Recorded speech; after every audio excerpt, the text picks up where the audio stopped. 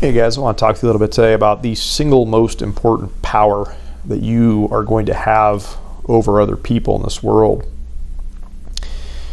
This is a very, very interesting concept to explore. I feel like this is one that needs to be unpackaged a little bit more.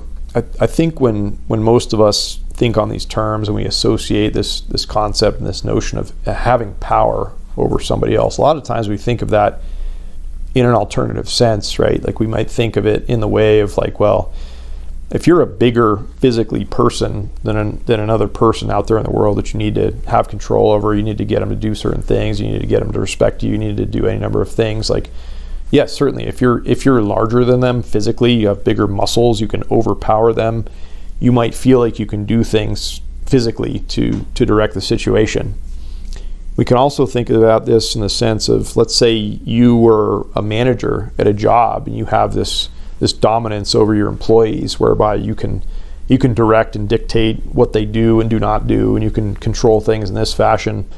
That's another way to exercise power over people. But in both of these instances, right, like the bigger person, the bigger muscles sorts of application and the job sort of application, you might be able to get people to comply or to give you some, little form of respect, like just enough to kind of get by and to keep the situation peaceful and moving along. But in both of those instances, you have this very clear-cut difference whereby, let's say you might be able to beat somebody into submission because your muscles are larger than them, but you're not going to have their respect.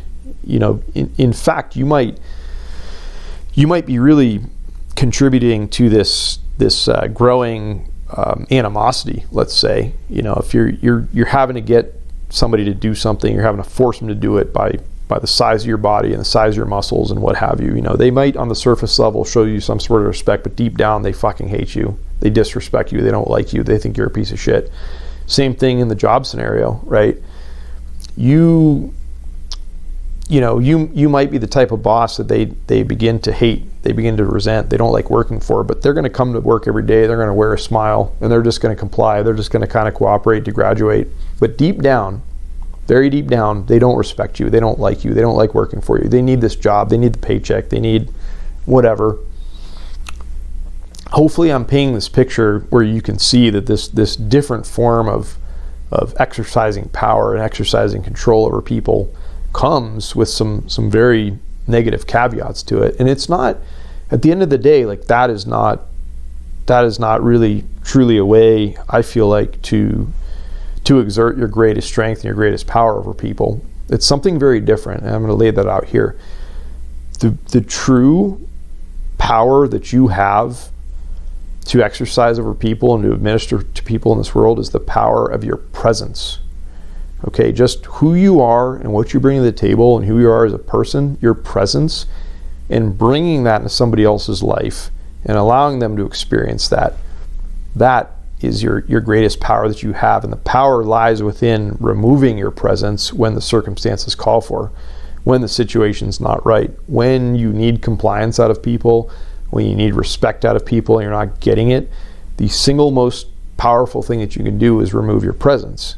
And let's think of it in the sense of that job instance. Let's say you are a manager at your work and you have employees that they're not complying, they're not doing the right things, they're not doing whatever. Like I said, you could take this tack of trying to discipline them and trying to do different things, trying to force them to do what you need them to do.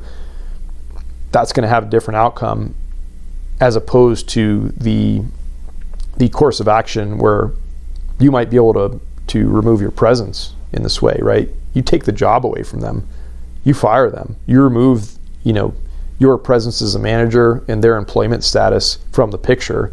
You take that completely away, you remove that presence. Well, now you really have their respect. Now you really have a whole different level of dynamic that's at play there, where it's like, well, at that point, I imagine that suddenly they're not going to think you were this asshole boss anymore, and that they're really going to realize that this lack because of that removal of presence. And it's the same thing on the other end of the spectrum, right?